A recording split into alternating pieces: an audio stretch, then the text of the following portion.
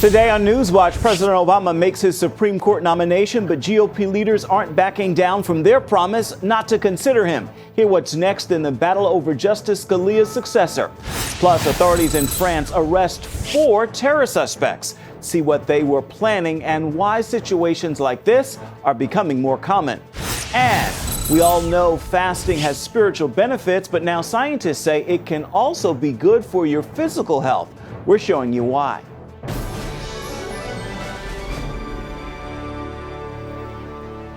And thank you so much for joining us for CBN News Watch. I'm Efrem Graham. President Obama has named his pick for the Supreme Court. Republicans maintain they will not give him a hearing, much less a vote.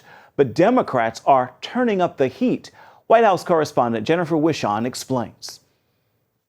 This is the greatest honor of my life. Judge Merrick Garland is on Capitol Hill today, meeting one-on-one with senators. An hour after his nomination, White House officials say a handful of Republicans reached out offering to meet with Garland. At the same time, Senate leaders held fast that they will not hold a confirmation hearing until after the election. Our nation faces really big issues: accelerating debt, threats from terrorism, a struggling economy, major education and healthcare reform issues. This is a moment when the people of the United States should speak about the direction of our nation. Majority Leader Mitch McConnell says Republicans are simply following the Biden rule. That is advice offered by then Senator Joe Biden in 1992. Once the political season is underway, and it is, action on a Supreme Court nomination must be put off until after the election campaign is over. That is what is fair to the nominee and essential to the process. Otherwise, it seems to me, Mr. President, we will be in deep trouble as an institution. It's a position in direct contrast with President Obama. I simply ask Republicans in the Senate to give him a fair hearing, and then an up or down vote. The battle has begun. The White House plans to chip away at Republicans, securing meetings for Garland and applying pressure to potentially vulnerable senators facing election this year. It could be effective if come November, it appears the Republicans' slim majority is at risk. If a Democrat wins, or if there's going to be a Democrat Senate, will the lame duck Republican Senate then vote to confirm someone who may be considered more centrist than some other nominee that could be put forward? Judge Garland is likely much more moderate than anyone Hillary Clinton would nominate. Fidelity to the Constitution and the law has been the cornerstone of my professional life. Some conservatives are also privately concerned about who Donald Trump would put forward. Senator Ted Cruz sits on the Judiciary Committee, currently refusing to hold a hearing. Meanwhile, Senate Minority Leader Harry Reid predicts Republicans will cave. Jennifer Wishon, CBN News, the White House. A new wrinkle in Hillary Clinton's email scandal. Newly released emails reveal she was concerned about security for her BlackBerry when she became Secretary of State. But the National Security Agency denied her request for a secure government phone in 2009. Officials argued there were security vulnerabilities with using BlackBerry devices for secure communications or in a secure area. 1 month after Clinton's request was denied, she began using a private email account on her BlackBerry phone to exchange messages containing sensitive information. The president of Judicial Watch says the documents show that Hillary Clinton knew her BlackBerry was not secure. The FBI and prosecutors ought to be very interested in these new materials. Clinton is under investigation for possibly jeopardizing national security by sending classified information on her private email. More terror arrests in France and Belgium in the past days as authorities try to contain a growing threat from violent Muslim extremists. Dale Hurd is on this story. 4 suspects have been arrested in the Paris region amid fears that they were planning another terrorist attack. Few details have been made available, but France's interior minister says alarmingly that French authorities now have to make arrests like these every day. Tensions are high in France following the November attacks in Paris that left 130 people dead, and after a raid in Brussels Tuesday on a terrorist hideout allowed 2 suspects to escape. They're on the run. 1 suspect was killed. 1 suspect was neutralized by a sniper of the special forces when he tried to open fire towards the police from a window of the flat where he was hiding. The European Union's crime-fighting unit says the Islamic State has set up a special operations command to launch terror attacks on soft targets in Europe, using training camps on European soil. Belgium and France are now home to some of Europe's most dangerous terrorists, and police have their hands full, to say the least. Dale Hurd, CBN News. A New York pizza shop owner who admitted to trying to recruit people for ISIS may face up to 22.5 years in prison. Prosecutors recommended the prison term for Mufed Elfji after his attempt to provide support to a terrorist group. Authorities say Elfji made efforts to recruit 3 people to join the Islamic State and fight in Syria. Elfji pleaded guilty in December. He is a naturalized citizen. Secretary of State John Kerry has decided to designate atrocities committed by the Islamic State as genocide. ISIS has slaughtered Christians and other minorities in the Middle East since they launched their jihad. For many Americans, the decision to label those acts as genocide is simple. And this is what's happened even Father Douglas Albazi kept this bloody shirt as a reminder. The Iraqi Christian was wearing it when ISIS terrorists kidnapped him on his way to church. They used to put, for example, pistol in my head, handed it to Simon, just they click. The torture continued for 9 days. They used the hammer to broke my teeth, my nose, and my back.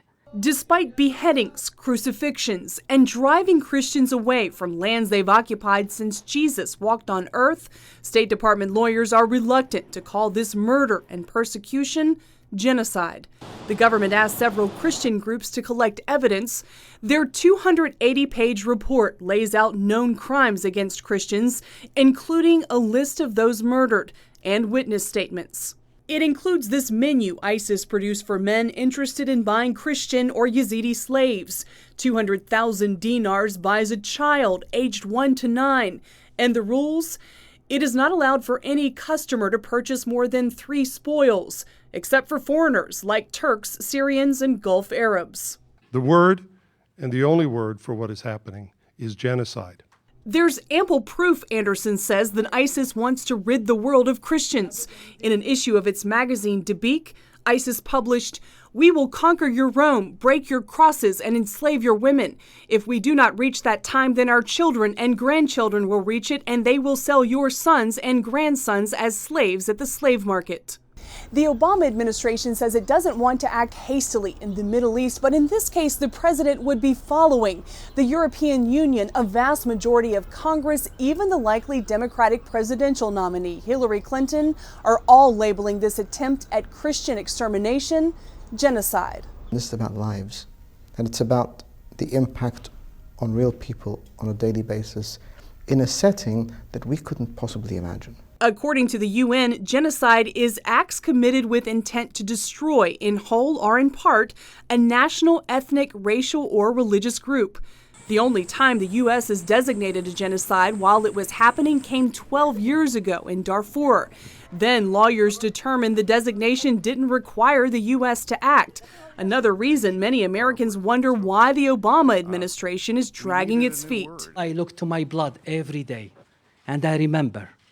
And this is what's happened even to my people every day. He's fortunate he's alive to remember, unlike so many of his Middle Eastern brothers and sisters in Christ. Jennifer Wishon, CBN News, the White House.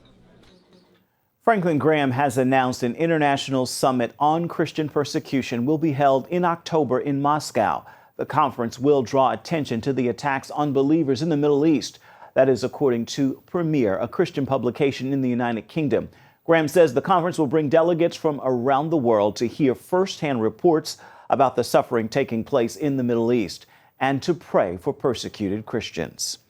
Human Rights Watch is asking Egypt to release 4 Coptic Christian teens convicted of, quote, blasphemy.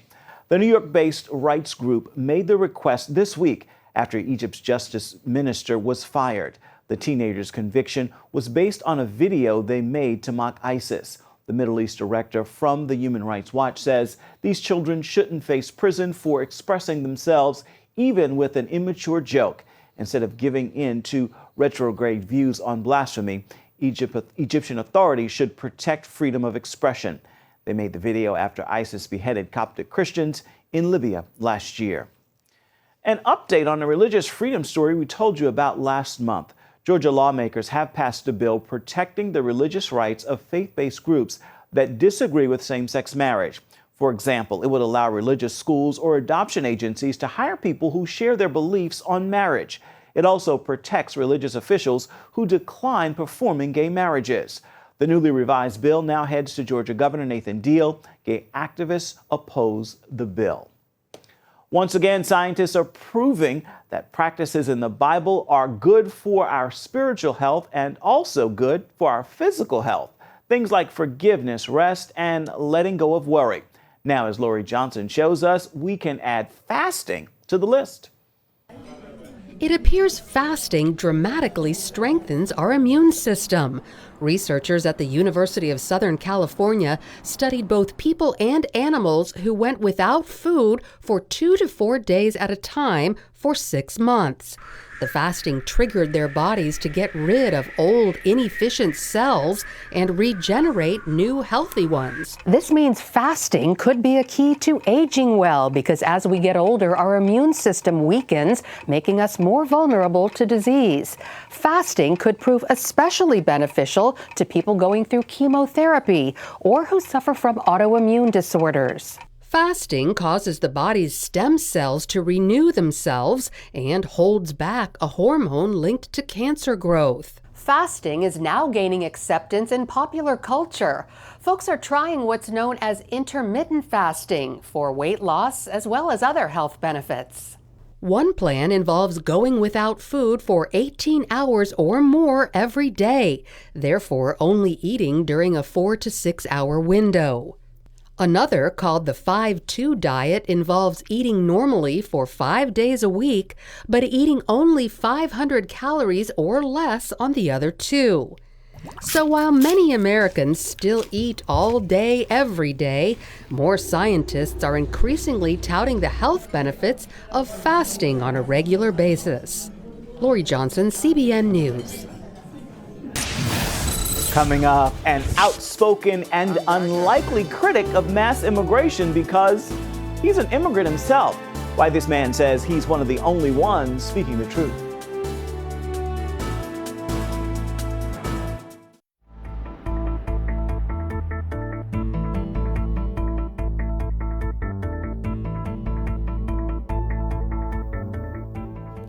Sweden wanted to show the world a glorious multicultural future, but that dream got mugged by reality.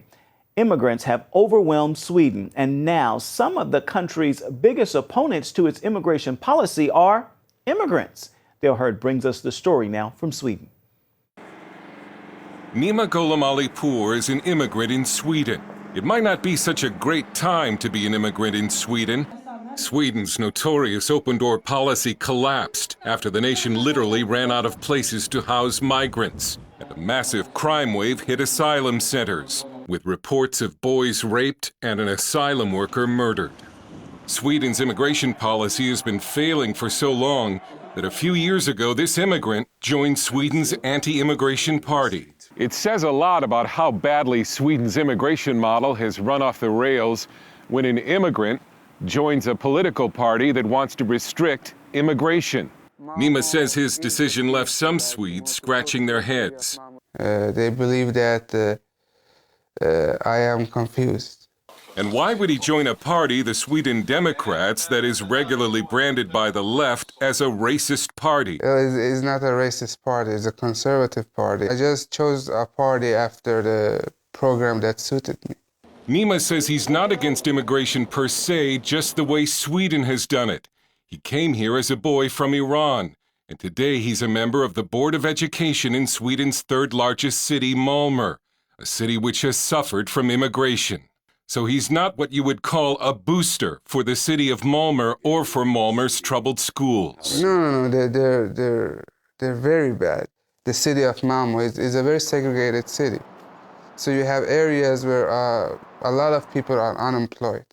He says some schools in bad areas have run out of teachers who speak Swedish. We use Syrian teachers and teachers from Arab countries or Afghanistan, and they don't speak Swedish. Nima has a master's degree in international migration and ethnic relations, and he calls Sweden's immigration policy a disaster. He also lives it.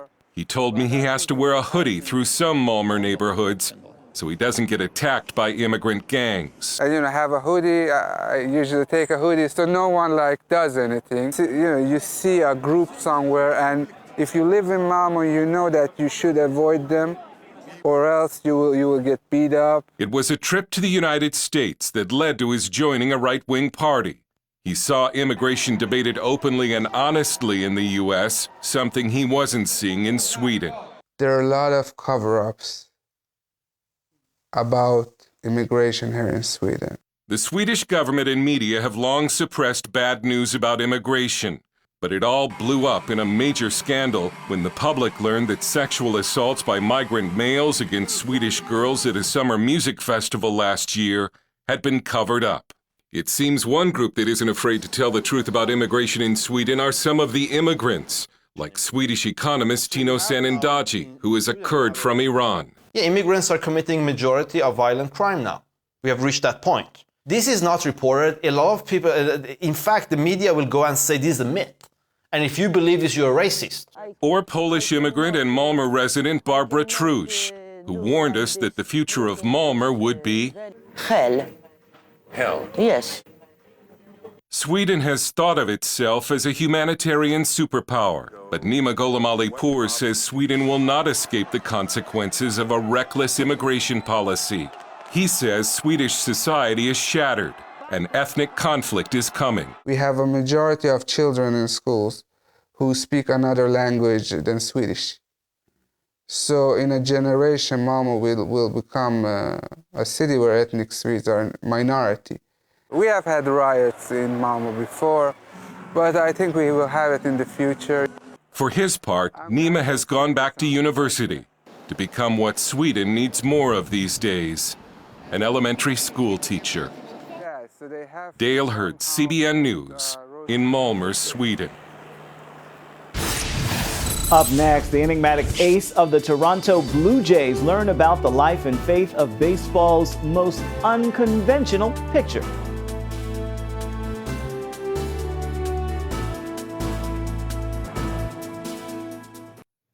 Baseball season is starting up again, and Blue Jays pitcher R.A. Dickey is preparing for another winning season in Toronto.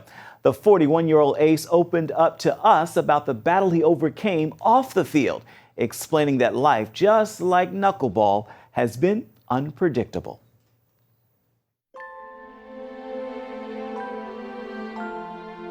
When I was sexually abused at 8 years old, I didn't trust another human being, much less a caring God.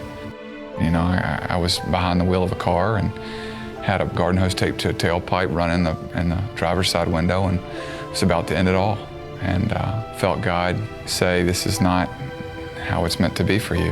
And I was able not to turn the key and sought help the next day, and it allowed me to go into places, dark places that I had never dare venture. I had to relearn. I had to go back and confront that boy again and learn how to do life differently. One of the things that helps me to do that in the moment is the foundation of a relationship with Jesus Christ. Despite the tragedy and despite the appalling things that happened in my past, I feel like when I came to know Christ more intimately, I had real purpose in that. If I invest in the process of doing relationship well with a living God, I have to surrender to the outcome of what it's going to be. It's not something that just happens naturally. It is against my human nature to give over what I want to control. My life has been, you know, one direction, up, down, sideways. I've just been just like the trajectory of a knuckleball. God has given me a journey that is so clear because of all the similarities between the actual pitch that I throw and my walk as a human being and as a Christian. The pitch requires the investment, 100% of my heart. Like, that's what it requires to be good at it. And in life, away from the game of baseball, I have to be all in. When you take the risk of entering into a relationship with a living God through Jesus Christ, let your expectation be that God wants to love you where you are, wherever that is, in your brokenness, in your temptation.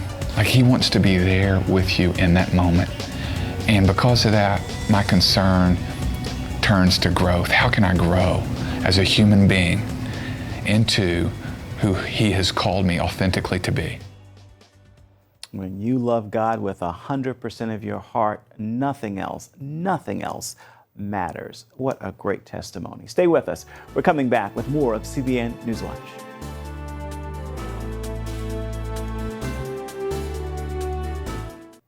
Welcome back. Finally, we hope you will make this a thankful Thursday. And to help you with that, here's a prayer of gratitude to offer up throughout the day. Lord, thank you for the measure of health I have today. It is truly a treasure to be alive and in your presence. In His presence, every pain can be mended and every heartache can be comforted. With that, once again, make this a thankful Thursday. That is going to do it for this edition of CBN Newswatch. Remember, you can find more of our exclusive coverage of the issues you care most about at cbnnews.com. We would love to hear what you think about the stories you've seen here today. Do it on Facebook or at CBN News on Twitter. See you back here tomorrow.